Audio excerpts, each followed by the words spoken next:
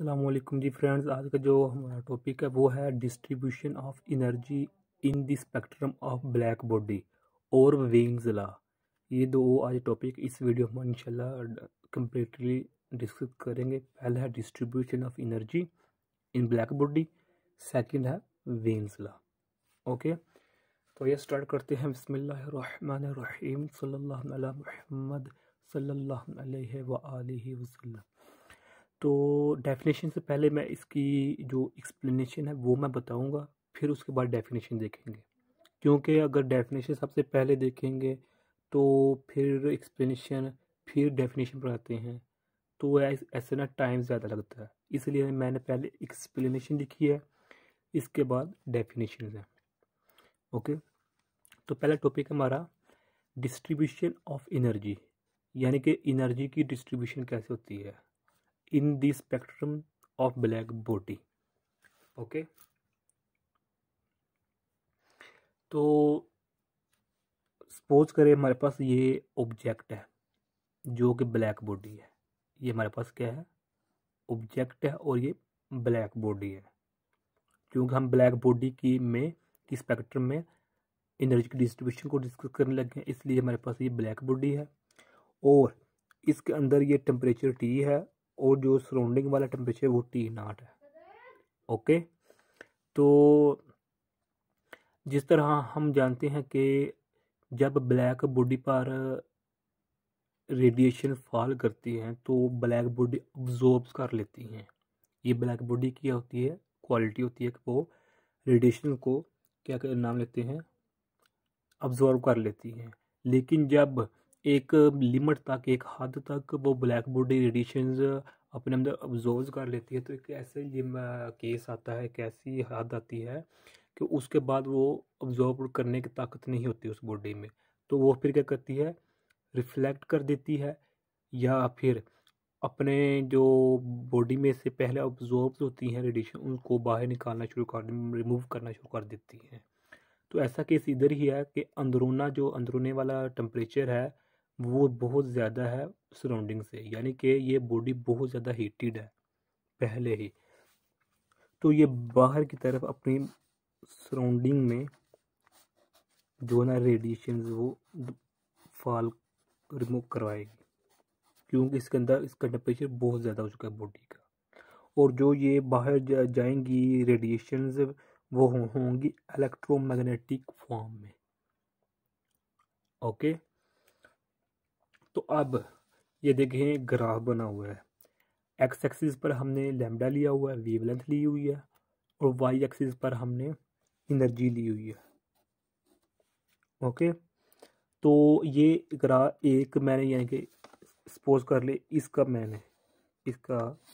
ये ग्राफ बनाया हुआ है, इसका सिर्फ इस एक का यानी कि बनाया हुआ ग्राफ। फिर उसके बाद हम जैसे देखेंगे इसको ऐड करके।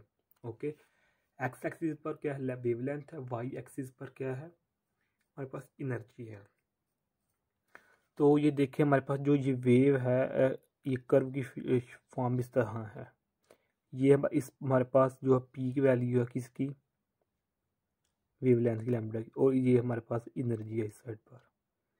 ओके, इस साइड पर जो हमारे पास वेवलेंथ वो इंक्रीज कर रही है, इस साइड पर डिक्रीज कर रही है, और एनर्जी अपर साइड पर इंक्रीज कर रही है और डाउनवर्ड पर ऐसे डिक्रीज करेगी।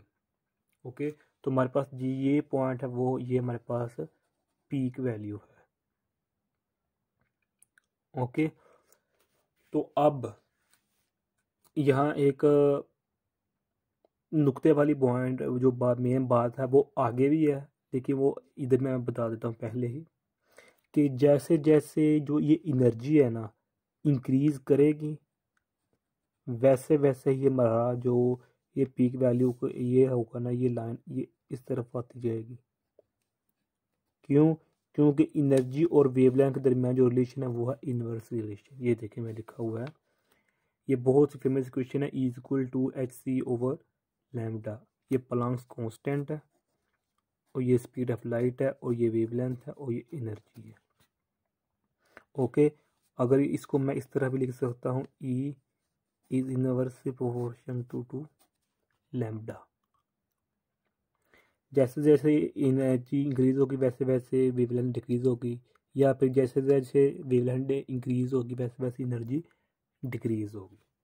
ये था एक वेव के लिए, एक रेडिएशन के लिए। अब आगे देखते हैं इसकी जो प्रॉपर डेफिनेशन है डिस्ट्रीब्यूशन ऑफ एनर्जी की, वो देखते हैं। डेफिनेशन प्रॉपर ये है, अ perfectly black body radiate energy in the waves of different wavelengths. Okay, the total energy is distributed unequally in different wavelength, this is called distribution of energy.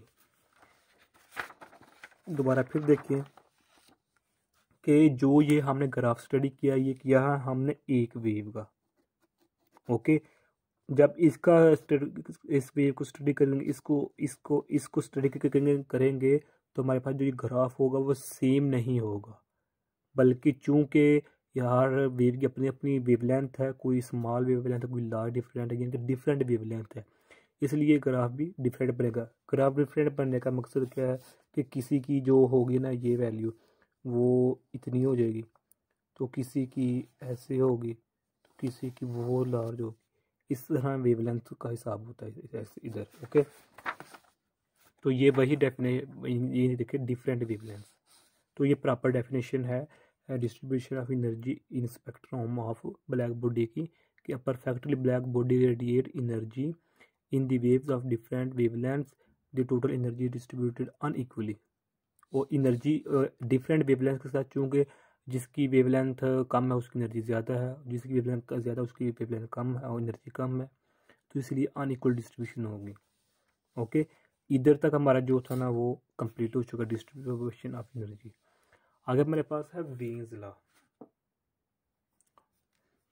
चूँकि ये इससे मिलता जुलता है एनर्जी वाले टॉपिक, इसलिए इसको मैंने इसके साथ रिलेट कर दिया है।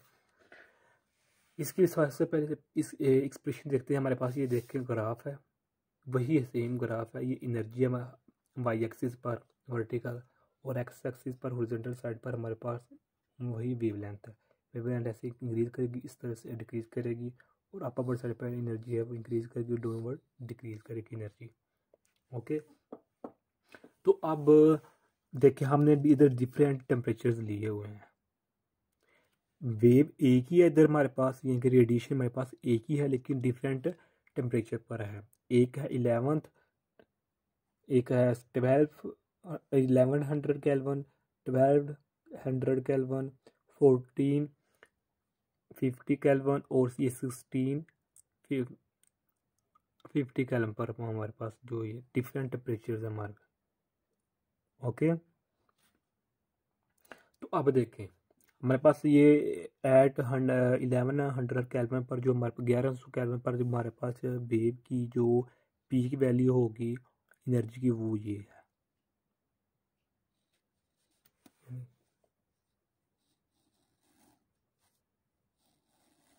ये हमारे पास जब इसी वेव को डिफरेंट टेम्परेचर यानी 1200 यानी 1200 केल्विन पर लेके जाएंगे, तो हमारे पास जो होगी ना वेवलेंथ वो इस तरफ आ जाएगी। ये देखें, ये डिफरेंस आ चुका है।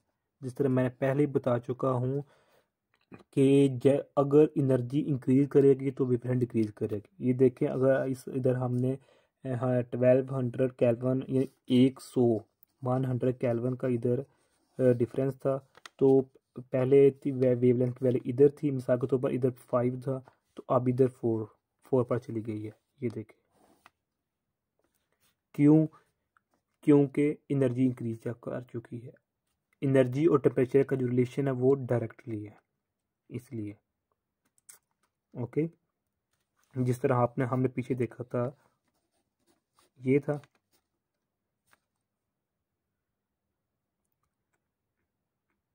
आप इसको इस तरह भी लिख सकते हैं, यानी कि अगर टेम्परेचर इंक्रीज कर रहा है तो वो एनर्जी इंक्रीज कर रही है, अगर एनर्जी इंक्रीज कर रही है तो टेम्परेचर इंक्रीज करेगा।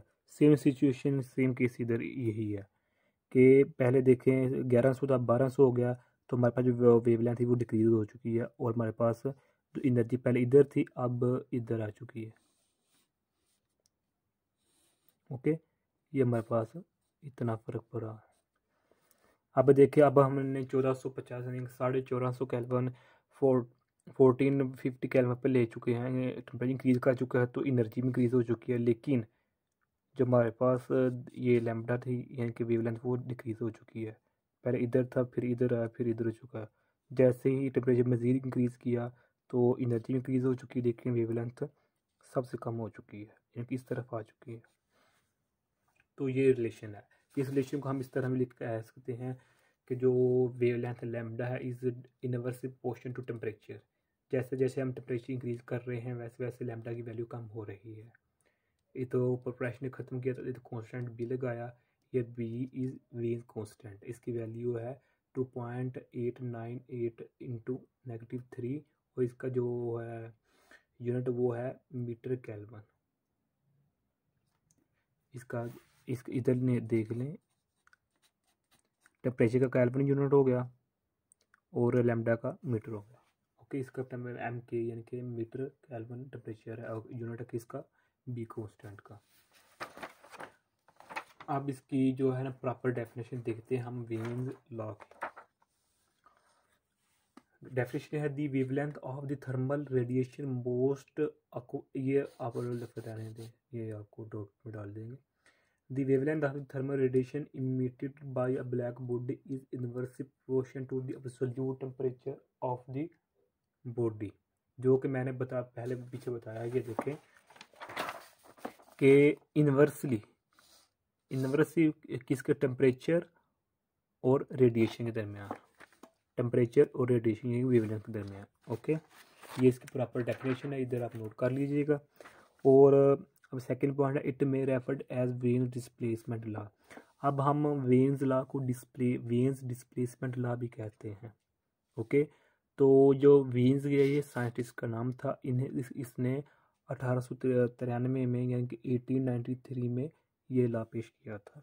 तो ये आज की वीडियो थी, उम्मीद है आप लोगों को समझ आ गई होगी। अगर फिर भी कुछ सवाल पूछना चाहते हैं तो कमेंट की सूरत में पूछ सकते हैं।